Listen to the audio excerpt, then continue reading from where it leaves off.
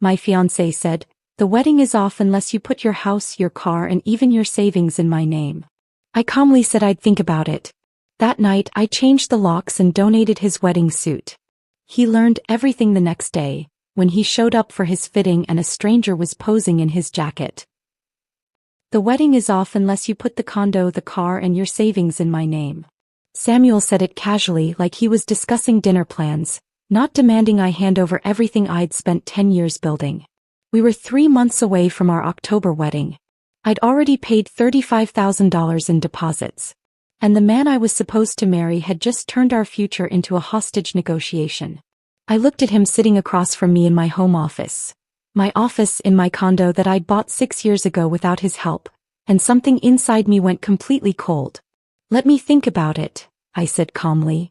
What I didn't tell him was that I'd already started planning something he'd never see coming. By the time he showed up for his final suit fitting on Monday, a complete stranger would be wearing his $5,000 Tom Ford jacket, and I'd be watching the whole thing unfold from my car across the street. But let me back up. Because understanding how I ended up in that moment requires understanding who I was before Samuel Brennan walked into my life and mistook my success for an opportunity. My name is Lily Morgan. I'm 33 years old and I'm a corporate real estate attorney in Denver. That condo Samuel wanted his name on? I bought it when I was 27 with money I'd saved from 3 years of brutal associate work at a law firm that didn't think women belonged in commercial real estate. The Range Rover he wanted transferred into his name?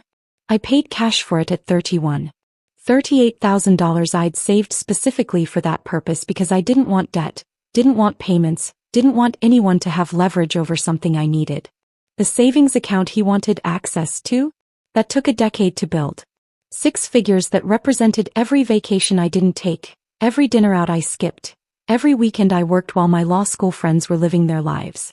Every dollar in that account had a story. Every dollar represented a choice I'd made to prioritize security over spontaneity. I learned about financial independence from my mother, though not in the way most people learn things from their parents. I learned it from watching what happens when you don't have it. My mother died when I was 25, right before I passed the bar exam. Ovarian cancer that moved fast and showed no mercy. In those final weeks, when she knew she wasn't leaving that hospital, she grabbed my hand one afternoon and said something I've never forgotten. "Lily, wealth isn't about what you earn. It's about what you keep and what you protect. Don't ever let anyone make you feel guilty for building something solid. And don't ever give someone else control over what you've built." She was talking about my father, though she didn't say his name. He'd left when I was 12, and when he walked out, my mother discovered she had nothing in her own name. No credit cards. No savings account without his name on it. No property she owned independently. At 42 years old, she had to start completely from scratch. She rebuilt herself. Got her real estate license, worked 2 jobs for years, eventually became successful. But she never forgot what those early years of dependence felt like. The vulnerability. The powerlessness. The sick feeling of realizing you'd trusted someone with everything and they'd left you with nothing. So when I bought my condo at 27, I was honoring her. The market had dipped just enough to make it possible, but I emptied my savings and took on a mortgage that terrified me. My colleagues thought I was being reckless. "Rent for a few more years," they said. "Build more cushion."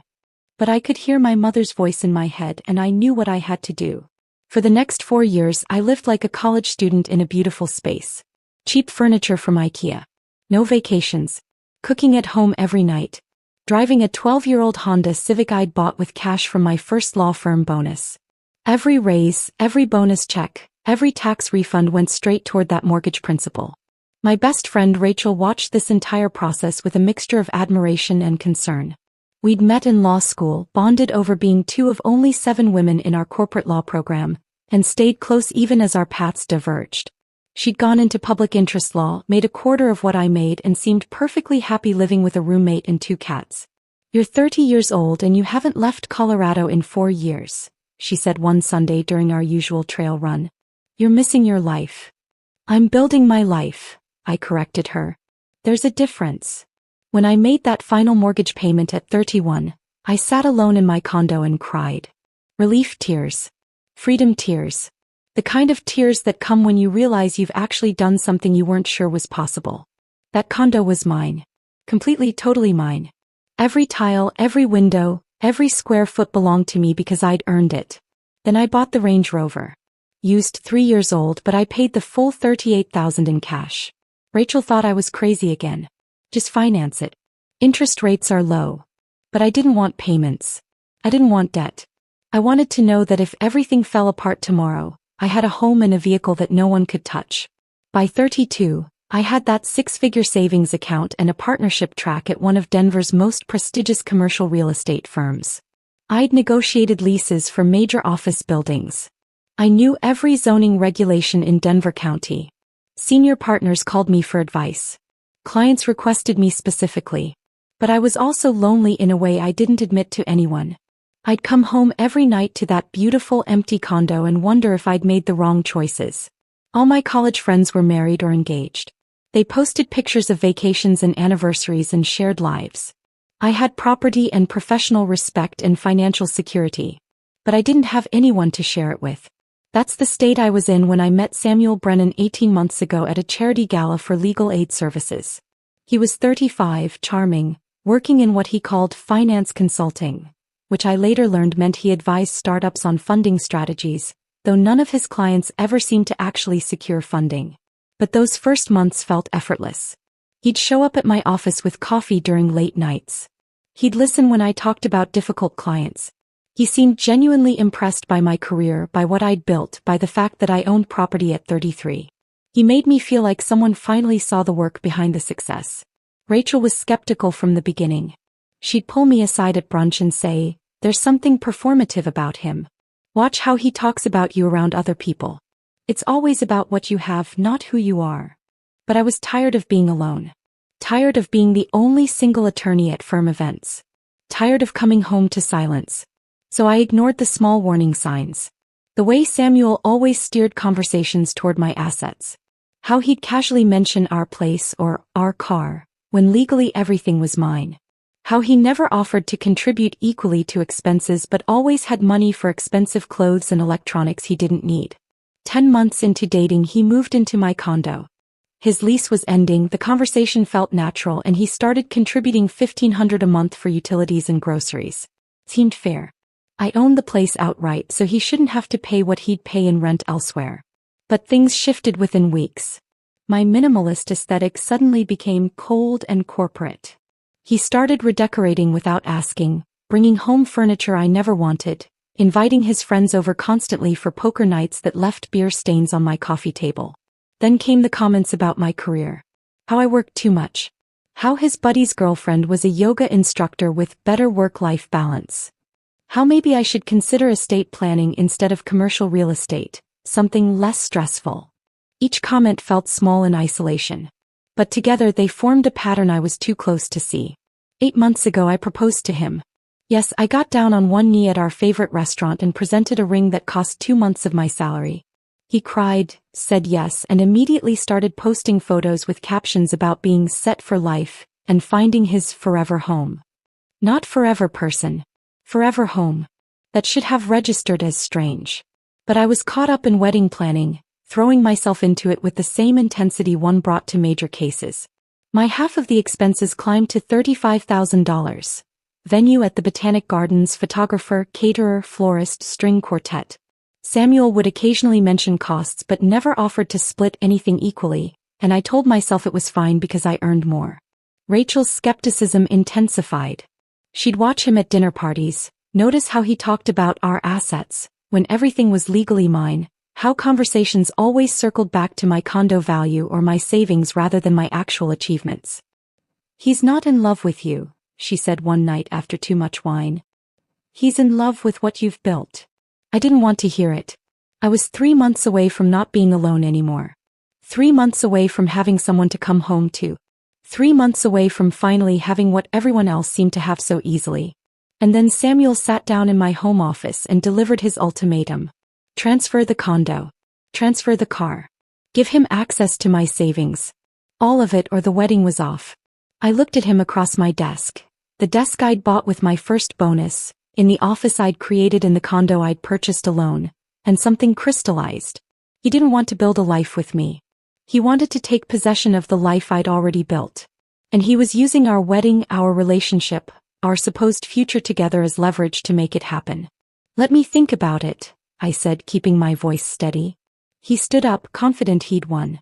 Don't take too long. We've got vendor deadlines. After he left the room, I sat there for a long time thinking about my mother's words. About what she'd warned me to protect. About the difference between partnership and possession. And I started planning something Samuel would never see coming. That night I couldn't sleep.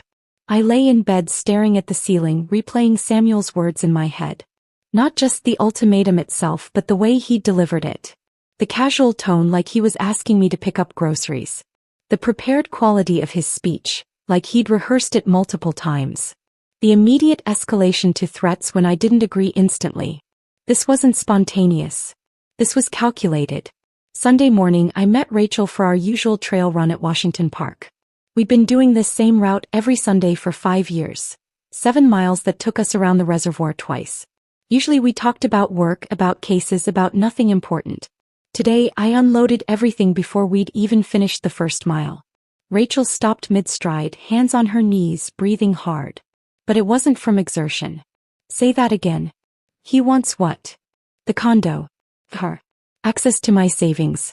All of it transferred into his name or at minimum joint ownership. 3 months before the wedding.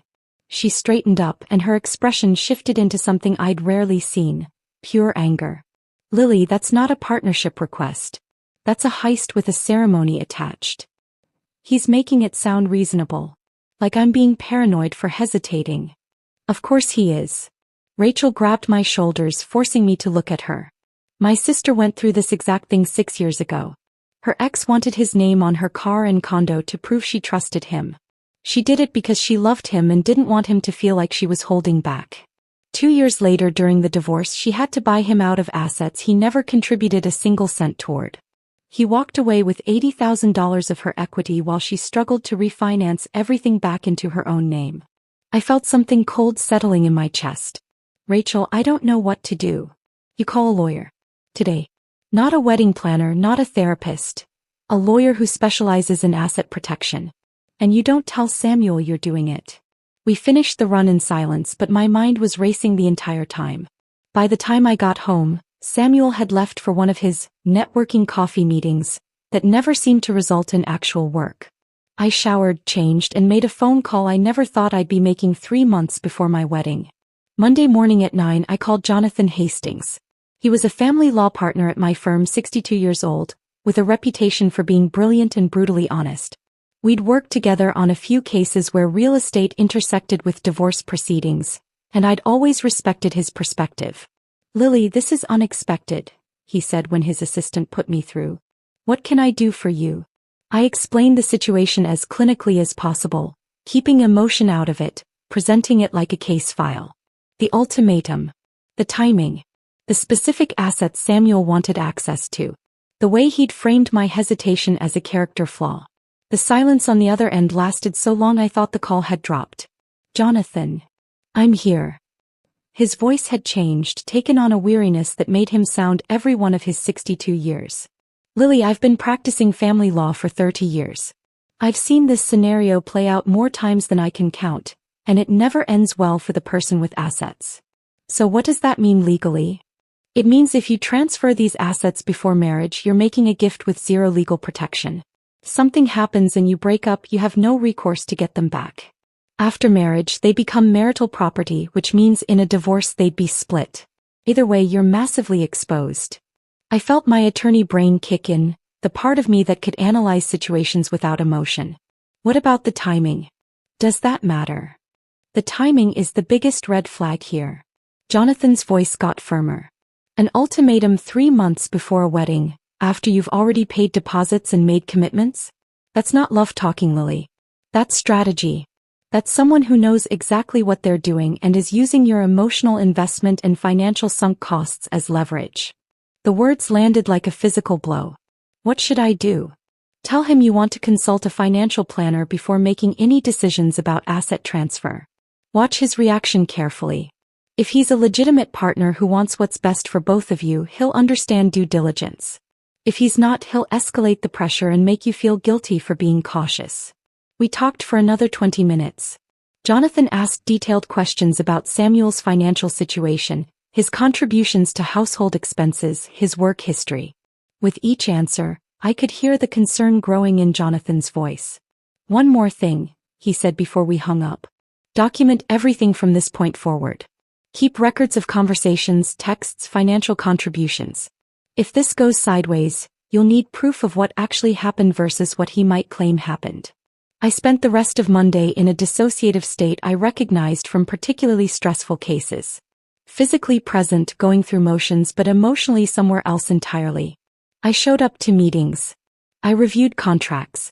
I responded to emails. But my mind was elsewhere, replaying every interaction with Samuel through this new lens Jonathan had provided. How quickly things had changed after he moved in. How my home had stopped feeling like mine. How every conversation about my work had become criticism disguised as concern. How he'd never once suggested we save together for something, buy something jointly, build something new. Only that I transfer what I already owned. The pattern was forming, clear and undeniable now that I was actually looking at it. Wednesday night we had dinner at home. I'd picked up Thai food on the way back from the office and we ate at my kitchen table. The table I'd bought 3 years ago in the kitchen of the condo I'd owned for 6 years. "I've been thinking about what you said," I started carefully. "About the asset transfers." Samuel looked up, expression immediately guarded. "And I want to talk to a financial advisor first. Make sure we're structuring everything properly for tax purposes, for legal protection. These are major financial decisions and I want to make sure we're doing them right." His face changed. The guardedness shifted to something harder, colder. "You're overthinking this. I'm being cautious with major assets." "That's not overthinking, that's being responsible. People who love each other don't need financial advisors to trust each other." He put down his fork with more force than necessary. "This is exactly what I was worried about. You're treating our marriage like a business transaction. I'm treating major financial decisions like major financial decisions." He stood up from the table abruptly. "You know what this tells me? That you don't actually want to marry me. You want a prenup, a financial advisor, probably separate bank accounts too. That's not a marriage, Lily.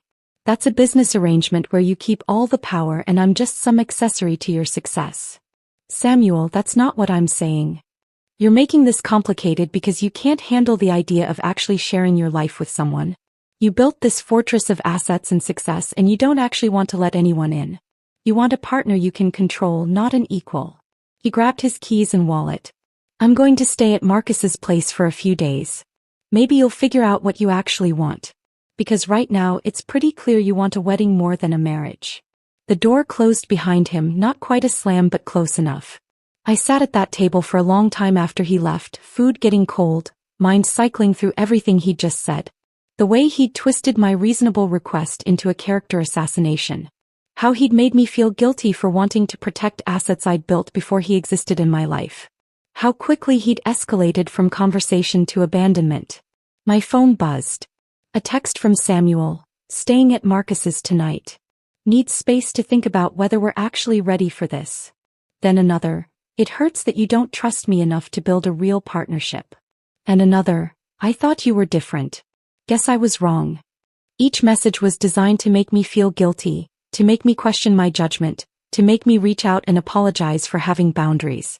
I turned off my phone and poured myself a glass of wine. Then I sat in my living room with my furniture in my home, and let myself feel what I'd been avoiding for weeks. This wasn't right. None of this was right. And something was about to happen that would prove just how wrong I'd been about Samuel Brennan. Samuel stayed at Marcus's place for 2 nights. 2 nights of texts designed to make me feel guilty, to make me question my own judgment, to soften me up for when he came back. I didn't respond to any of them. Instead, I worked late at the office, took on extra research assignments, stayed busy enough that I didn't have time to second-guess myself. Wednesday evening, I came home exhausted from a brutal commercial lease negotiation. 12 straight hours fighting over liability clauses with a client who thought he could rewrite basic contract law through sheer stubbornness. My feet hurt from pacing conference rooms. My head throbbed from staring at contract language. All I wanted was a glass of wine, silence, and maybe a hot bath. Instead, I walked into my condo and found Samuel sprawled on my couch with his college roommate Marcus. Sports blaring on my TV at a volume that made my headache worse. Empty beer bottles accumulating on my coffee table, leaving rings on the wood I'd carefully maintained. Samuel didn't look up when I entered. Didn't acknowledge my presence. Just said, "We're planning bachelor party details. Marcus found a place in Vegas. It's going to be epic." I stood there for a moment, briefcase in hand, professional clothes wrinkled from a long day, waiting for something more. An apology for the fight. An explanation for why he'd let himself back in after storming out. Something. Nothing came. "I'm going to get some wine," I said to no one in particular. I headed toward the kitchen, too tired for confrontation, every muscle aching. The open floor plan I'd loved when I bought this place. The seamless flow between living room and kitchen, the natural light, the way it made the space feel larger, was about to become the design choice that changed everything. Because that's when I heard Marcus's voice, carrying clearly from the living room. "Have you told her about the Vegas budget yet? That's going to be expensive as hell." I froze just inside the kitchen, hidden from view by the angle of the wall. Wine glass in hand, completely still. Samuel's laugh came next. Not the laugh he used with me, soft, almost self-deprecating. This was different. Darker. More calculating. "Not yet. She'll cover it. She always does." My hand tightened on the wine glass. "Marcus, dude, you've got her trained. My girlfriend would absolutely murder me if I pulled that." "That's because your girlfriend doesn't have a paid-off condo in Cherry Creek and $100,000 in liquid savings." Samuel's voice was casual, like he was discussing sports scores. "Lily's good for it. He works constantly anyway. Might as well benefit from it." The wine glass felt impossibly heavy in my hand. I set it down on the counter silently, carefully, every movement deliberate. My attorney brain kicked in. The part of me that knew evidence when I heard it, that understood the value of listening before reacting. Marcus's voice dropped lower, conspiratorial. "And the asset transfer thing? Bro, that's brilliant. Once your name's on that condo and the car, you've got real security. Even if things go sideways down the line, you walk away with something substantial. That's thinking ahead." "I know." Samuel sounded pleased with himself. "My dad suggested it, actually." Everything inside me went cold. "Your dad told you to do this?" "Yeah. He went through a messy divorce in his 30s and his ex-wife's name wasn't on anything. He got some alimony, but that was it. He walked away broke, starting from scratch at 40. He told me, never marry someone with assets without protecting yourself first. If she turns out to be difficult or controlling, you're not starting from zero. It's just smart planning." I heard the clink of beer bottles, the sound of them toasting to something. Then Samuel added the part that made my blood turn to ice. "Plus, once I have access to her savings account, I can finally launch that cryptocurrency fund I've been planning. She won't even notice if I move 50 grand into the initial investment. By the time we're married and she figures it out, it'll have doubled, hopefully tripled, and I'll be the one with the empire. She'll probably be proud of me for taking initiative." Marcus laughed, loud and genuine. "That's cold, man. But I respect the hustle. And you're right, she works like 80 hours a week. Probably won't even notice the money's gone until you've already made it back. Maybe you'll make enough to pay her back and keep the profits. That's the plan. She's so busy with her commercial real estate cases, she barely looks at her personal accounts. I've watched her. She checks her balance maybe once a month. By the time she realizes 50,000 is missing, I'll be able to explain it as an investment in our future." I stood in my kitchen in my condo that I'd bought with my money, listening to my fiancé and his friend plot my financial destruction with the casual ease of people planning a vacation. They kept talking. About the Vegas trip. About how expensive bottle service was going to be. About whether they should get a suite or just regular rooms. But I'd stopped listening to the words. I was processing what I'd just heard. Samuel hadn't just asked for asset transfers on a whim. His father had coached him.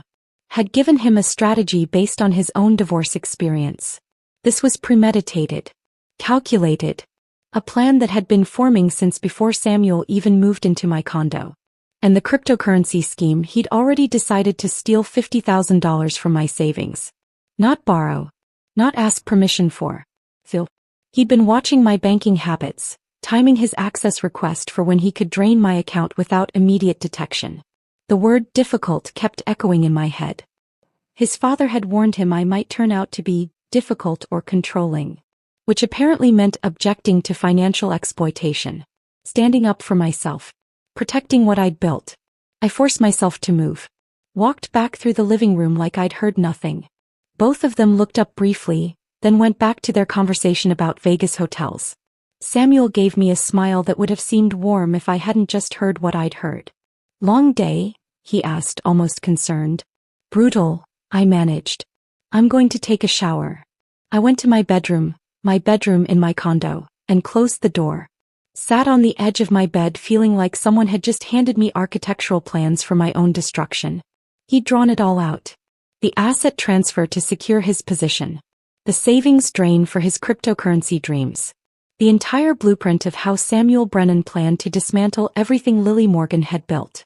But he'd made one critical mistake. He'd planned this entire scheme while living in the home of a corporate attorney who'd spent 10 years learning how to protect assets, identify fraud, and document evidence. I walked into my bathroom, turned the shower as hot as it would go, and let the scalding water run over me until my skin turned red. Let it burn away the last remnants of doubt, the final threads of hope that maybe I'd misunderstood, maybe there was another explanation. There wasn't another explanation. There was only the truth I'd overheard in my own living room. Samuel wasn't building a life with me. He was systematically planning to strip everything I'd worked for, piece by piece. First the asset transfer, getting his name on property he'd never contributed to. Then the savings drain, $50,000 stolen for gambling on cryptocurrency, something I'd never agree to if asked. His father had literally coached him on how to protect himself from me being difficult. Which meant his father had taught him how to exploit someone who'd worked hard and built something real. Had given him the playbook for financial abuse disguised as partnership. And Samuel had already decided I was too busy, too distracted, too focused on work to notice money disappearing from my own accounts. That I was an easy mark because I'd chosen career over constant vigilance. I turned off the shower and wrapped myself in a towel I'd bought with my own money in the bathroom of the condo I'd purchased alone, before Samuel Brennan ever existed in my life. The woman looking back at me in the mirror was someone I recognized. Not the version who'd been doubting herself for the past week. Not the version who'd felt guilty for wanting to protect her assets. But the version who'd worked 80-hour weeks and sacrificed everything to build something that mattered. That woman knew exactly what to do. If Samuel wanted to play strategic games with my life's work, I'd play too. But this game would have rules he didn't know existed. This game would have only one winner. And it sure as hell wasn't going to be him. I got dressed, dried my hair, and started making phone calls. First to Jonathan Hastings, leaving a voicemail about needing to discuss something urgent. Then to my building manager about lock changes. Then to Rachel, just 3 words, "You were right." By the time I walked back out of my bedroom composed and calm, I'd already started building my counterattack. Samuel looked up from the couch, beer in hand. "Feeling better?" "Much better," I said. And I meant it. Samuel and Marcus left around midnight, both of them loud and drunk and completely oblivious to the fact that I'd heard every word of their conversation. After they stumbled out, I stood in my living room looking at the beer bottles they'd left behind, the rings on my coffee table, the mess they'd made of my space. Then I cleaned it all up. Methodically. Completely. Wiped down every surface, threw away every bottle, restored my home to exactly how it had been before they'd invaded it. It felt symbolic somehow. Taking back my space. Erasing evidence of their presence. Thursday morning I was at my desk by 7. I had Jonathan Hastings on the phone by 8. "I overheard something last night," I said without preamble. "Samuel and his friend Marcus. They were in my living room planning his bachelor party, and I heard the entire conversation from the kitchen." I told him everything. Word for word, as close as I could remember. The Vegas expenses Samuel expected me to cover. The asset transfer being his father's idea, a strategy developed from his dad's divorce experience. The cryptocurrency scheme, $50,000 Samuel planned to steal from my savings the moment he had access.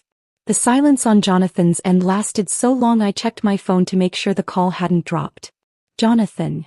I'm here." His voice had changed completely. "Lily, you need to protect everything. Today. Not tomorrow, not next week. Today." "What do I need to do?" "Change every password on every account.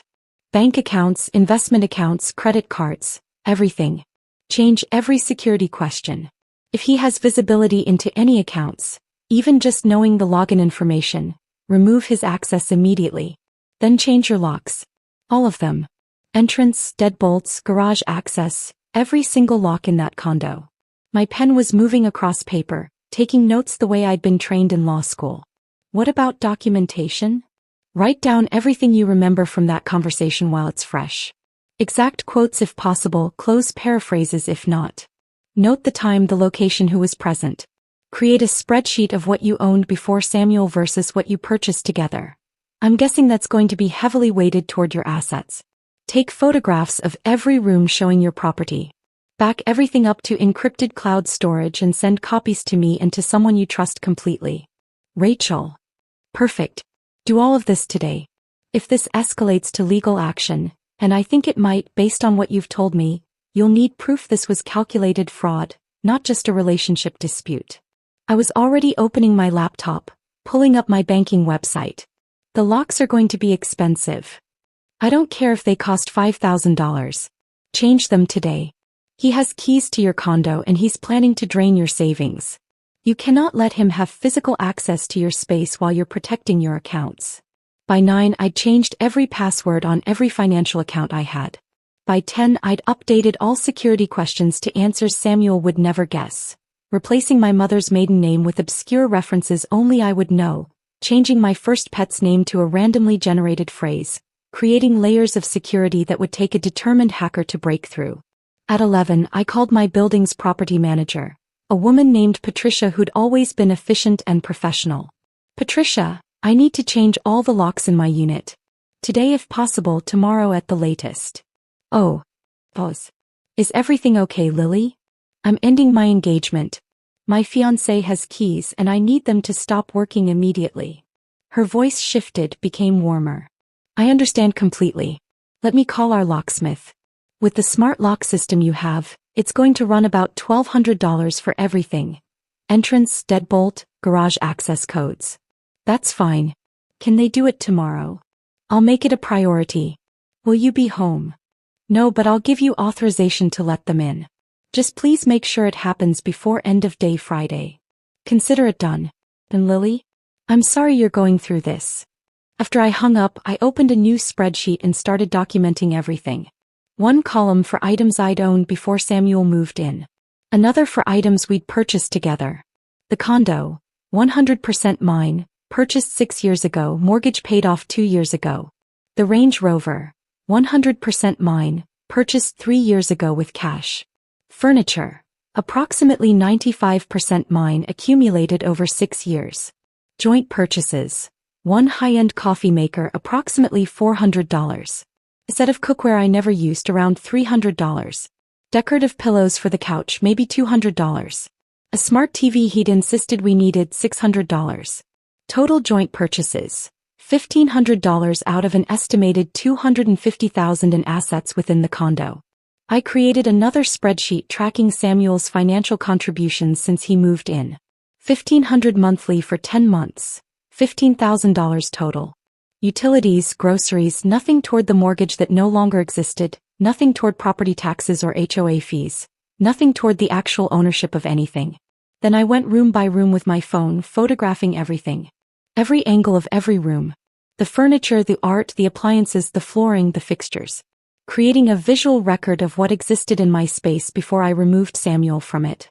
I encrypted everything and uploaded it to a secure cloud service. Then I sent copies to Jonathan and Rachel with a simple subject line, documentation. Rachel called immediately. What am I looking at? Evidence. In case Samuel tries to claim he contributed to any of my assets or has rights to anything in the condo. You're really doing this. I'm really doing this. Good. Her voice was fierce. He deserves everything that's coming to him.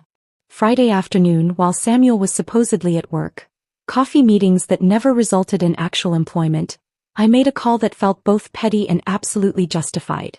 I called Douglas, the owner of the men's boutique in Larimer Square where Samuel's custom wedding suit was being held. We'd had several conversations over the past few months as Samuel went through multiple fittings, changing details, obsessing over the burgundy lining, the monogrammed cufflinks, the way the charcoal fabric draped. I'd paid for all of it. $5,000 for a suit he'd wear once. Douglas, this is Lily Morgan. We need to talk about Samuel Brennan's wedding suit. Of course. His final fitting is scheduled for Monday afternoon. Is there a problem? The wedding's off. We broke up. I'd like to donate the suit. Silence. Then, I'm sorry, donate it? You partner with a veterans charity, correct? Veterans Career Closet. Yes, we do, but this is a $5,000 custom Tom Ford suit that I paid for. Every cent. Samuel's been living rent-free in my condo for 10 months while I've covered all wedding expenses. I want that suit donated to a veteran who actually needs it. Someone who will wear it with honor to job interviews instead of using it as a costume for a fraudulent wedding. Douglas was quiet for a long moment. If you paid for it, then legally it's yours to donate. But are you certain? This is quite an expensive gesture. I'm completely certain. He has a final fitting scheduled for Monday afternoon. I want the suit gone before he arrives. Can someone from the charity pick it up tomorrow? I can arrange that. But Lily, he's going to be very upset when he shows up and discovers the suit is gone. That's the point. And Douglas, when he does show up, just tell him there was a miscommunication and his suit was donated. Don't mention my involvement unless he asks directly. This feels like there's quite a story here. There is. And it ends with a deserving veteran getting a beautiful suit instead of a con artist wearing it to a wedding that was always about accessing my assets. Saturday morning, I woke up with absolute clarity about what needed to happen next. I drove to the Botanic Gardens where we'd booked our ceremony space. Jennifer, our coordinator, looked concerned the moment I walked in alone. Lily, is Samuel meeting you here? No. I need to cancel the wedding. Her expression shifted to professional sympathy. I'm so sorry. Let me pull up your contract. She typed on her computer for a moment. The deposit is non-refundable, and canceling within 90 days means we retain 60% of the remaining balance. Total would be about $14,000. I pulled out my checkbook without hesitation. I'd like to pay that now. For the next 2 hours, I systematically canceled every wedding vendor. The photographer, $2,000 lost. The caterer, $3,500 gone. The florist, $1,800. The string quartet, $1,200. Each cancellation felt like cutting a cord that had been strangling me. By noon, I'd spent $23,000 canceling a wedding to a man who'd planned to steal $50,000 from my savings. Still cheaper than what he'd intended. As I was finishing paperwork with Jennifer, she mentioned something that stopped me cold. By the way, a young couple inquired about your October date last week. Both elementary school teachers. They absolutely loved the garden space, but when I quoted them the price, they said it was beyond their budget.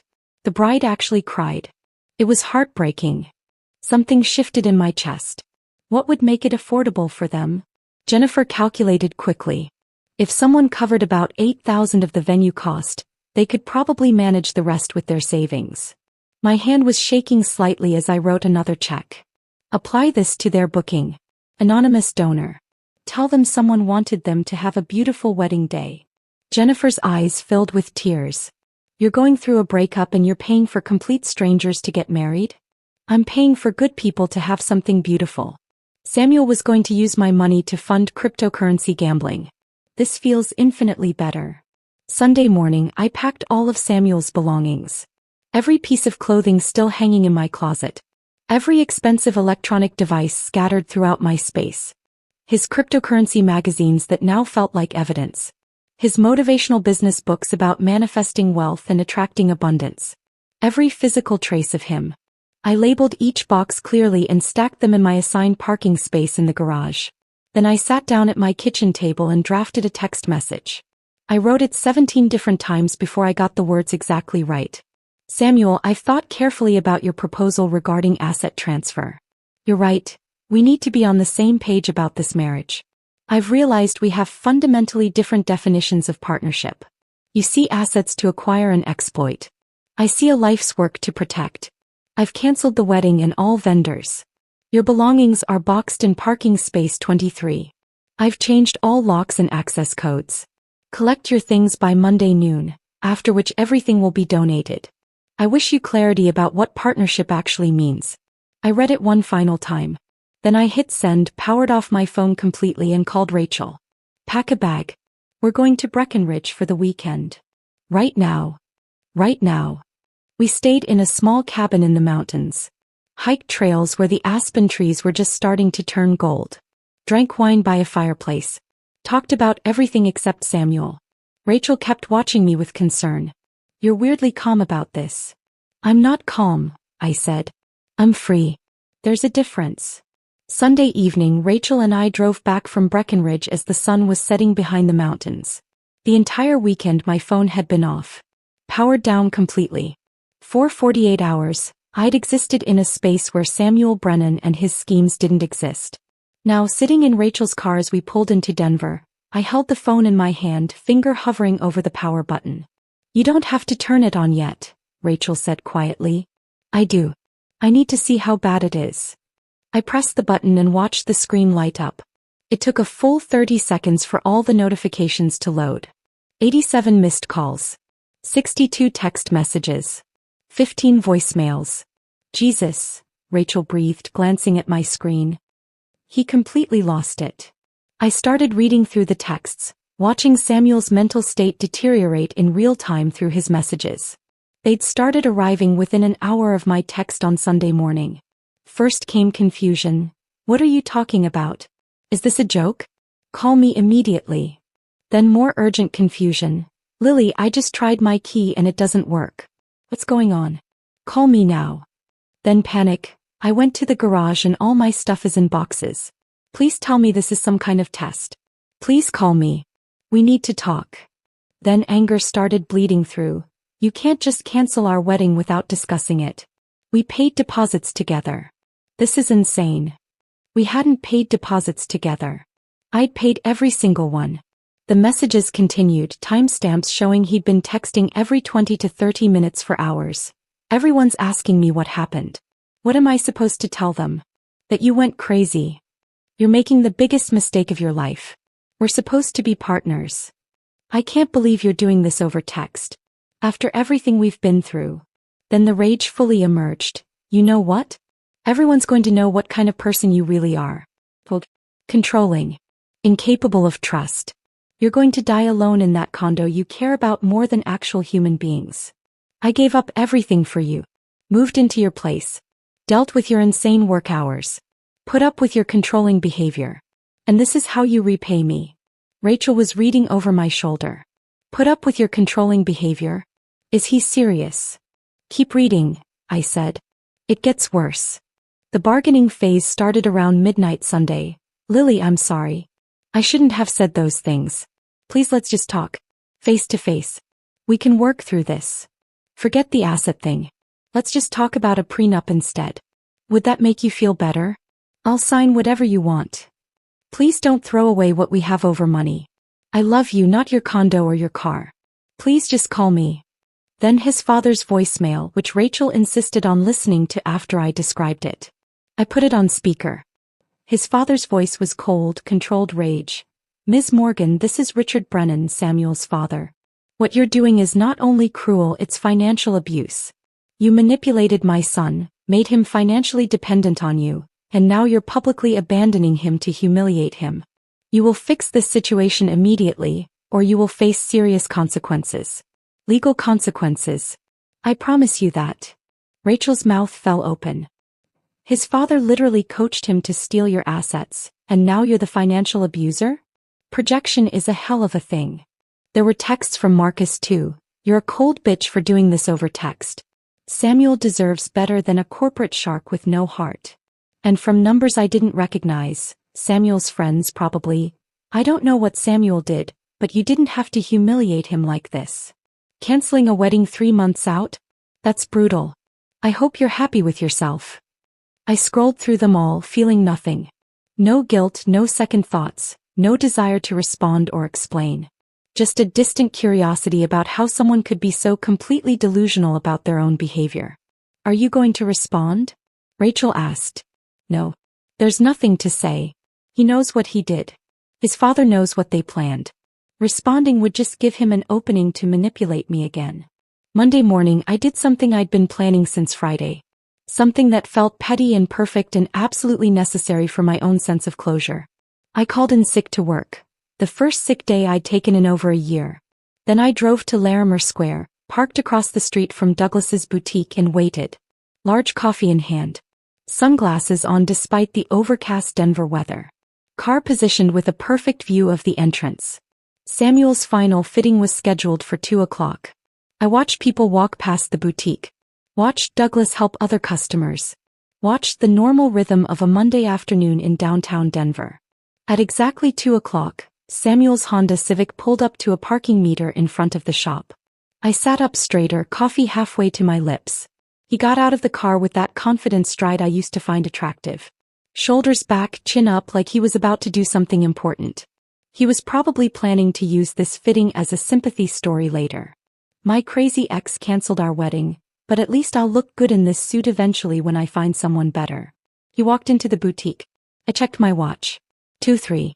At 2:06, the door burst open and Samuel came storming out, phone already at his ear, face dark red with rage. Even from across the street with my windows up, I could hear him screaming, "What do you mean donated?" He was pacing the sidewalk, gestures wild, completely unraveling in public. People walking past were staring. I don't care who technically paid for it. That's my suit. My wedding suit. More pacing, more screaming into his phone. Get it back right now or I'm calling the police. This is theft. I took a sip of my coffee watching the show. Then something happened I hadn't anticipated, something that made the entire situation absolutely perfect. A man walked out of the boutique behind Samuel. Late 40s, military posture, close-cropped hair going gray at the temples. And he was wearing the suit. Samuel's suit. The charcoal Tom Ford with the burgundy lining. The man stopped in front of Douglas's shop window, looking at his reflection with an expression I recognized. The kind of wonder that comes from seeing yourself as someone you'd forgotten you could be. He touched the lapels of the jacket gently, like he was afraid it might disappear. Turned slightly to see the fit from different angles. Stood taller, shoulders back, chin up. The suit transformed him.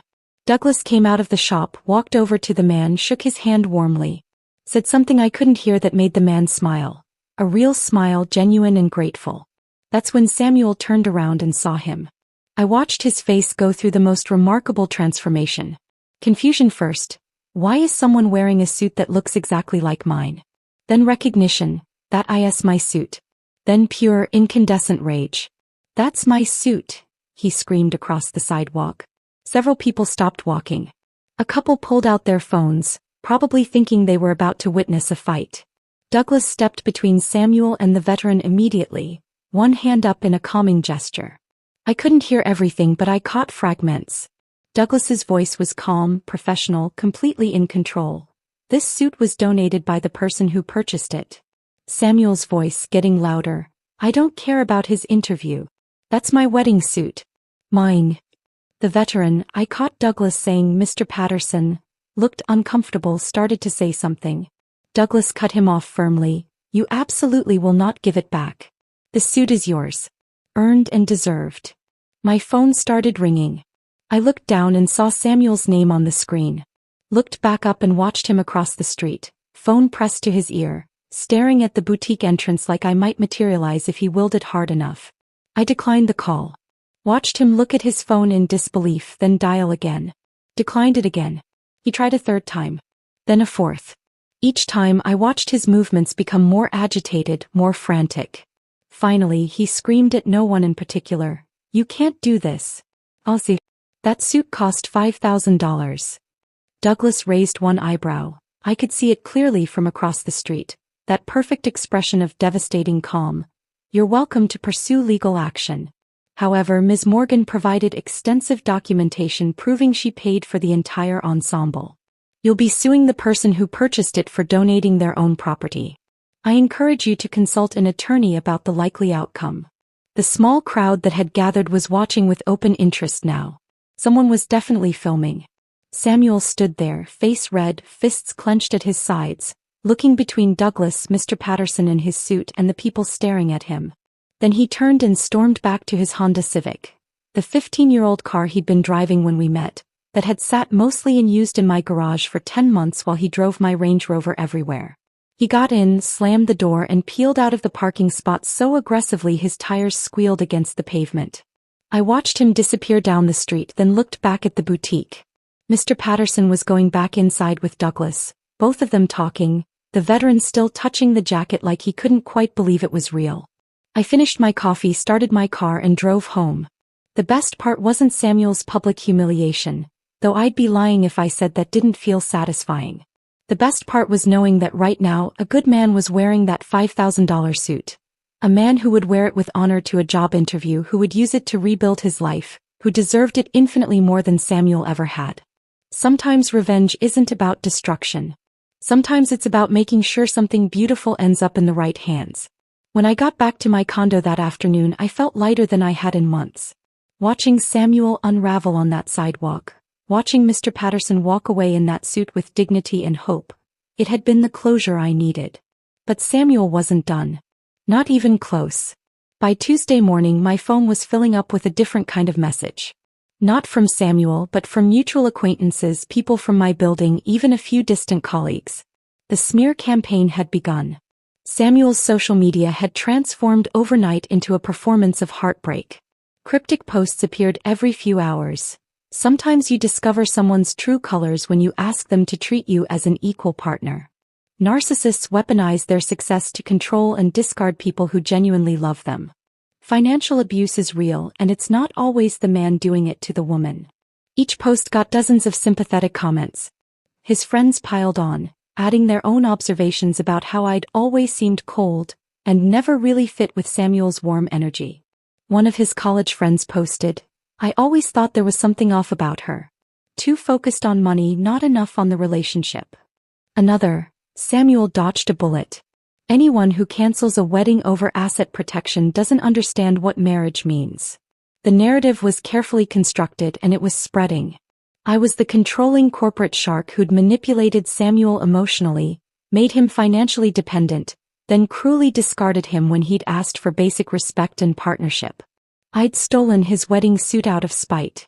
I'd canceled everything without discussion, proving my domineering nature. People I barely knew started calling. "Mrs. Chin from my building's social committee. Lily, I heard what happened with your engagement. I'm disappointed in how you handled it. That poor man seemed so devoted to you." A paralegal from another firm. "Is it true you kicked Samuel out and donated his belongings without even talking to him?" Even my dry cleaner making awkward small talk. "I heard about your breakup. Seems like it got messy." I didn't defend myself to any of them. What was I supposed to say? Actually, he was planning to steal $50,000 from my savings? They wouldn't believe me. Samuel's version was already set in their minds. Rachel was furious. "You need to tell people what actually happened. He's destroying your reputation." "Let him," I said. "The people who matter will figure it out. And the people who don't matter? Don't matter." But Rachel was right about one thing. The story was spreading through Denver's professional community faster than I'd anticipated. By Wednesday, I'd gotten 3 uncomfortable conversations at work from people who'd heard something and wanted to know if I was okay. That's when Margaret Keating stepped in. Margaret was our senior partner, 68 years old, with silver hair she wore in a sharp bob and a reputation for absolutely destroying opposing counsel in depositions.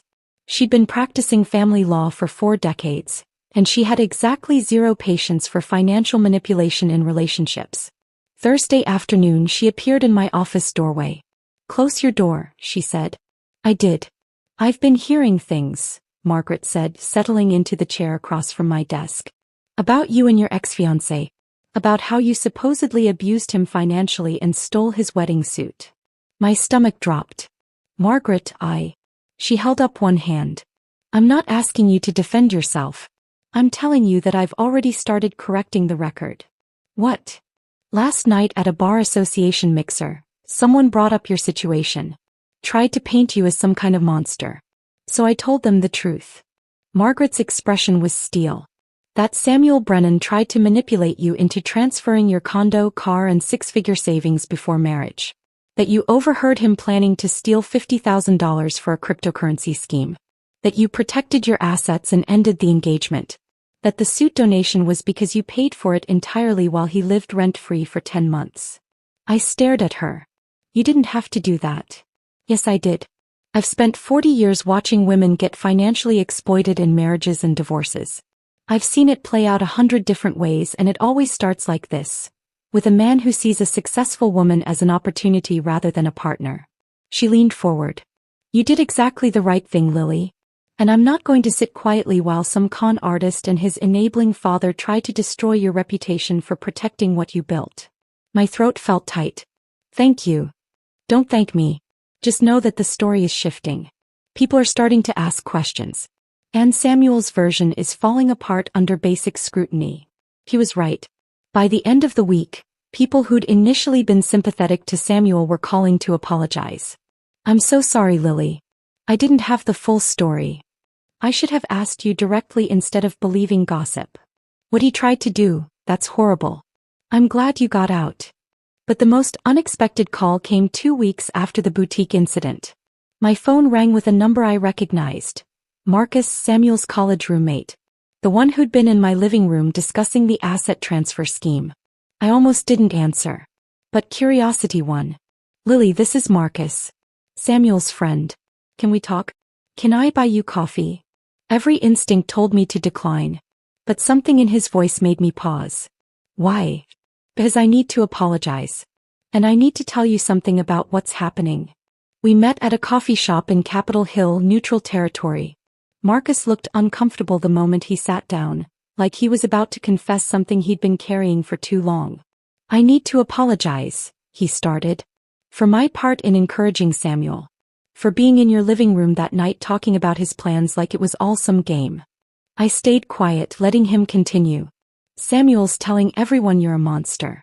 That you financially abused him, controlled him, humiliated him. But I was there. I heard him talking about the asset transfer plan, the cryptocurrency fund his dad's coaching. I know what he was actually planning to do. So why are you here? Marcus ran his hand through his hair, looking genuinely distressed. Because I've seen him do this before. In college he had a girlfriend named Ashley. Convinced her to co-sign a business loan for some startup he wanted to launch. He trusted him completely. He defaulted on the loan within 6 months and destroyed her credit score. She spent years rebuilding financially, couldn't get approved for an apartment lease, had to move back in with her parents. My chest tightened. And you knew about this? I knew. I thought it was just a stupid mistake he made when he was young. But then watching what he tried to do to you, how he's lying about everything now, painting himself as the victim, I realized he was just running a more sophisticated version of the same scheme. He didn't change. He just got better at it. Why tell me this now? Because his dad found a lawyer. They're planning to sue you for the wedding suit and emotional distress. They're going to claim you stole his property and publicly humiliated him. And I can't stay silent about that. Marcus pulled out his phone, showed me a text thread with Samuel from 2 weeks ago, before the boutique incident. Samuel bragging about the crypto fund he was going to launch with Lily's money, about how she'd never notice 50 grand missing, about how once his name was on her assets he'd have real security. I'm willing to testify, Marcus said. If it goes to court. About what I heard him say, what his actual plans were. It's the least I can do. I took photos of the text thread with my own phone. Thank you. This helps. I'm sorry I didn't say something sooner. I should have warned you before it got this far. After Marcus left, I sat in that coffee shop for a long time thinking about Ashley. About how many other women there might have been. About patterns of behavior that don't change, just evolve. Then I called Jonathan Hastings. We might have a lawsuit coming, I told him. But we also have a witness willing to testify about what Samuel was actually planning. Good. Let me handle this. Within 48 hours, Jonathan had drafted a legal letter that was essentially a surgical strike. 8 pages outlining exactly what discovery would reveal if Samuel proceeded with litigation. Documented evidence of his plan to drain my savings for unauthorized cryptocurrency investment. Testimony from multiple witnesses about the asset transfer scheme being premeditated. Proof that I'd paid for all wedding expenses including the disputed suit. Bank records showing Samuel's minimal contributions to household expenses. A proposed countersuit for attempted financial fraud and coercion. The letter's conclusion was devastating. Should your client proceed with litigation, Please be advised that Ms. Morgan is a corporate real estate attorney with extensive trial experience and unlimited access to expert witnesses regarding financial manipulation in intimate relationships. Discovery will be invasive, thorough, and costly for your client. We encourage you to advise Mr. Brennan accordingly. Jonathan sent it on a Tuesday. By Friday, Samuel's attorney had withdrawn from the case. Samuel's father called me directly one last time. His voice was tight with barely controlled rage. You think you've won. You think destroying my son's reputation makes you powerful. But everyone will eventually see what you really are. Kept my voice level. Everyone already sees what your son really is. That's precisely the problem. You coached him to exploit me and now you're angry it didn't work. You have no idea what you're talking about. I have recordings of your son discussing the exact strategy you taught him. I have witnesses. I have documentation. If you contact me again, I'll add harassment to the countersuit. Are we clear? Silence. Then the call ended. I blocked both their numbers and never heard from either of them again. The lawsuit threat evaporated completely. And slowly my life started returning to something resembling normal. Except it wasn't the same normal. It was better. Because I'd learned something Samuel and his father never expected me to learn. That protecting yourself isn't selfish, and that sometimes the people who call you cold are just angry you won't let them rob you blind. The weeks after blocking Samuel and his father were strange. Not difficult exactly. Just strange. Like adjusting to silence after living next to construction noise for months. I threw myself into work with the same intensity I'd always had, but now it felt different. Lighter. I wasn't coming home to someone who resented my success. Wasn't defending my career choices. Wasn't monitoring my bank accounts for unauthorized transfers. My condo felt like mine again. I rearranged furniture back to where I'd originally had it. Donated the expensive pieces Samuel had brought in. Replaced the cryptocurrency magazines on my coffee table with books I'd been meaning to read for years. Rachel came over one Friday night with wine and takeout. You seem different, she said, settling onto my couch. Different how? Lighter. Like you've been holding your breath for a year and finally exhaled. She wasn't wrong. 3 months after the breakup, Margaret called me into her office. Close the door, she said, and my stomach dropped. That tone usually meant bad news. But Margaret was smiling. The partnership committee met yesterday. We'd like to offer you junior partner, effective immediately. I stared at her. I thought that wasn't happening until next year. It wasn't. But I made the case that your judgment under personal pressure, the way you handled the situation with Samuel, demonstrated exactly the kind of clear thinking and self-protection we value in partners. You didn't let emotion cloud your judgment. You documented everything, protected your assets, and handled the aftermath with professionalism. The committee agreed. Margaret, I don't know what to say. Say yes. And then get back to work. The Henderson commercial lease isn't going to negotiate itself. I said yes. That weekend, Rachel and I booked a trip to Portugal. 3 weeks in September. We stayed in small coastal towns, ate seafood and drank wine, hiked along cliffs overlooking the Atlantic. For 3 weeks, I didn't check my work email obsessively. Didn't think about Samuel. Just existed in the moment. This is who you're supposed to be, Rachel said one afternoon as we sat on a beach. Not the version who was constantly monitoring someone else's moods and schemes. I forgot what peace felt like.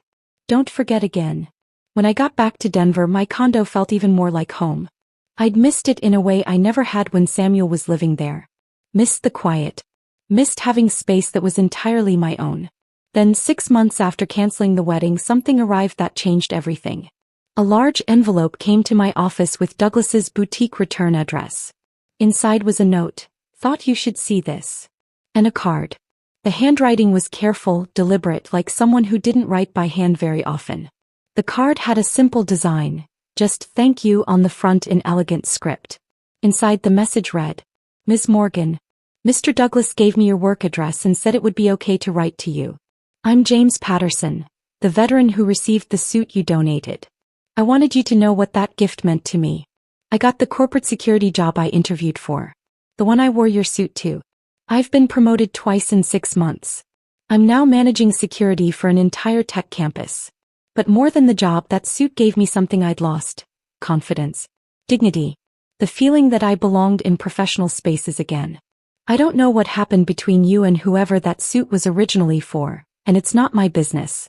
But I want you to know that your generosity changed my life.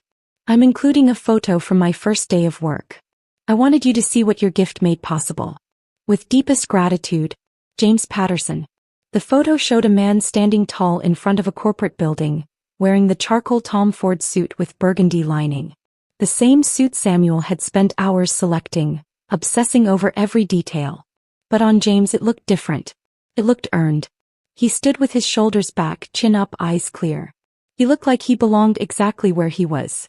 I sat at my desk holding that card for a long time, feeling something shift in my chest. Not just satisfaction that the suit had gone to someone who deserved it, but genuine joy that something good had come from my worst judgment call. I framed the photo and hung it in my home office, right above my desk. During late nights reviewing contracts or preparing for difficult negotiations, I'd look up and see James Patterson standing proud in that suit, and remember that sometimes the best revenge is making sure something beautiful ends up in the right hands. 9 months after the breakup, I was having lunch with a client at a restaurant downtown when I saw him, Samuel, sitting at a table near the window with a woman I didn't recognize. She was attractive, professional-looking, laughing at something he'd said. And I watched him use the exact same gestures he'd used with me, leaning in attentively, touching her hand across the table, that smile that made you feel special. My first instinct was to leave immediately. Just pay the bill and go. But something stopped me. I watched them for a moment. Saw how she looked at him, the same way I probably had in those early months. Like he was genuinely interested in her as a person, not as an asset to acquire. When she got up to use the restroom, I did something impulsive. I followed her. She was washing her hands when I approached. This is going to sound completely insane, but are you dating Samuel Brennan? She turned, surprised but not hostile. Yes, for about 4 months now. Why? I was engaged to him until about 8 months ago. I'm not here to cause drama or interfere, but please, be very careful with your financial information. Don't let him pressure you into transferring assets or giving him access to your accounts. And if he ever gives you an ultimatum about proving your love through property transfer, please run. She stared at me. He told me you were a controlling ex who couldn't handle his ambition. I'm sure he did. I pulled out one of my business cards, wrote my cell number on the back. I'm just asking you to protect yourself. Trust your instincts if anything feels off. If you ever need to talk to someone who's been through it, call me. She took the card slowly, something shifting in her expression. Thank you for this. I left the restaurant with my heart pounding, unsure if I'd done the right thing but knowing I'd done something. 2 weeks later, my office phone rang. This is Victoria Chin. We met briefly at a restaurant. I need to talk to you. We met for coffee and Victoria came prepared. She'd done research after our encounter, found Samuel's college girlfriend Ashley on social media, reached out, learned about the business loan that destroyed her credit. Found the woman before me he'd tried to get on his apartment lease. Found another woman from his hometown who'd let him add his name to her car insurance temporarily, then spent months trying to remove him. There's a pattern, Victoria said, spreading papers across the coffee shop table like evidence. He targets financially independent women, moves in quickly, then systematically tries to get his name on their assets. With you he got sophisticated, the wedding ultimatum was leverage. But it's always the same goal. You broke up with him? Yesterday. He screamed at me for over an hour. Said I was paranoid that you'd poisoned me against him. Then he said something revealing, I would have made you wealthy anyway. Like access to my money was always the plan and he was doing me some kind of favor. Victoria pushed a folder across the table. I documented everything.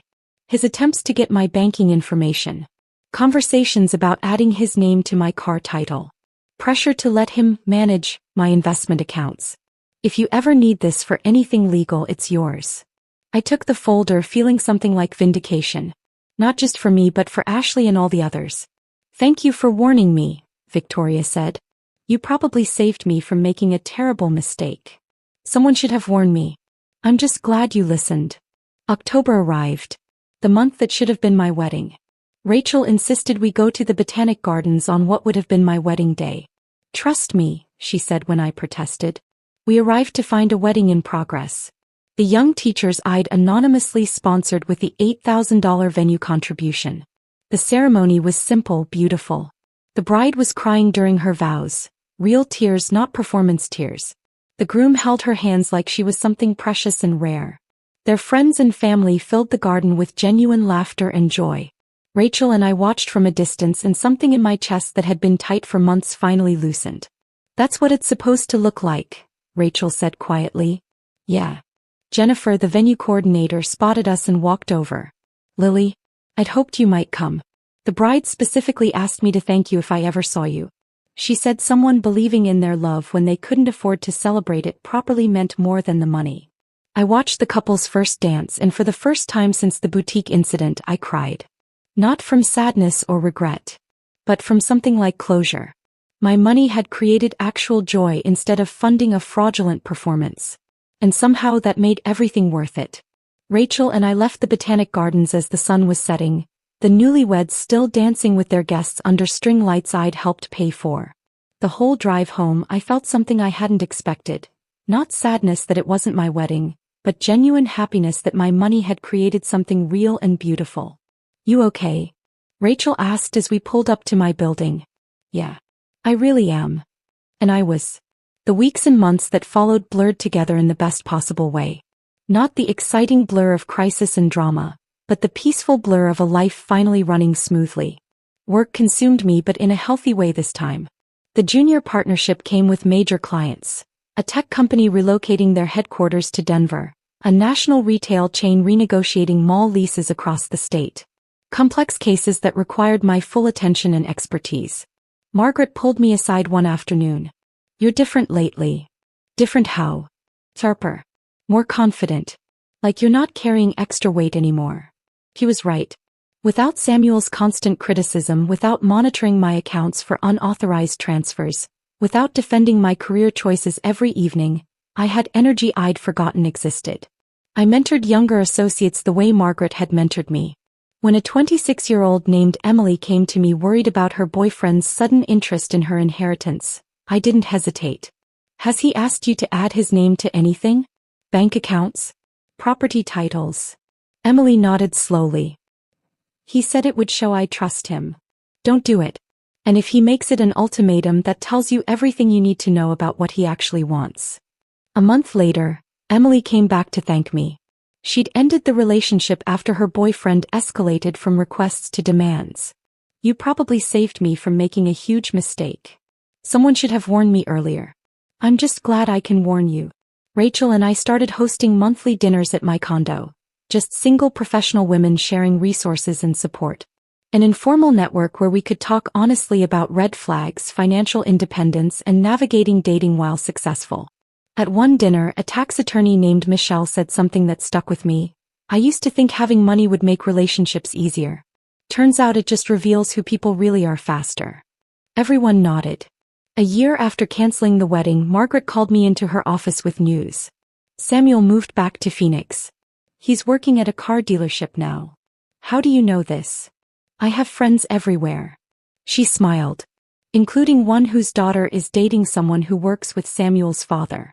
Apparently Samuel's currently dating a woman who owns a catering business. His father's already coaching him on how to get his name on her commercial kitchen lease." I waited for anger to come. Or anxiety. Or the urge to warn this woman I'd never met.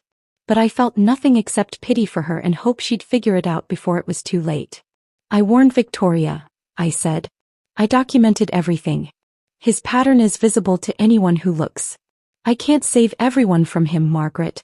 Some lessons people have to learn themselves." "That's very mature of you. I just want him to be someone else's problem, not mine." And he was. Samuel became irrelevant. A closed chapter, a cautionary tale I occasionally shared with younger women, but not something I carried with me anymore. My dating life remained minimal, but by choice. I went out occasionally, met interesting people, but I'd developed an almost allergic reaction to certain red flags. One guy on a second date looked around my condo and said, "This is awfully nice for one person. Seems like a waste." I ended the date immediately. Another man, during a third date dinner, mentioned I didn't really need such an expensive car and could probably downsize to something more practical. I blocked his number before dessert arrived. Rachel found this hilarious. "You've developed a zero-tolerance policy." I've developed standards. There's a difference. Fair enough. 18 months after the breakup, Douglas from the boutique called. Lily, I have an unusual request. Mr. Patterson, the veteran who received the suit, has been asking if I could connect you two. He wants to take you to lunch to say thank you properly. Would you be comfortable with that? My first instinct was to decline. The whole situation felt potentially awkward. But something made me hesitate. Let me think about it. I called Rachel. What do you think? I think it might give you closure on the one good thing that came from that whole mess. And if it's weird, you can leave. I agreed to lunch. James Patterson showed up at the restaurant with his wife, Karen, which immediately made everything less awkward. They were both in their late 40s, warm and genuine in a way that felt instantly comfortable. I don't know the full story of what happened, James said after we'd ordered. Douglas wouldn't share details and I didn't want to pry. But I need you to know what that suit did for me. He explained how he'd been out of work for 8 months after leaving the military. How he'd been applying for corporate security positions but getting nowhere. How wearing that Tom Ford suit to the interview had changed everything. Not just how others saw him but how he saw himself. I'd been feeling invisible, he said. Like my military experience didn't count in the civilian world. But when I put on that suit and looked in the mirror, I saw someone who belonged in corporate spaces.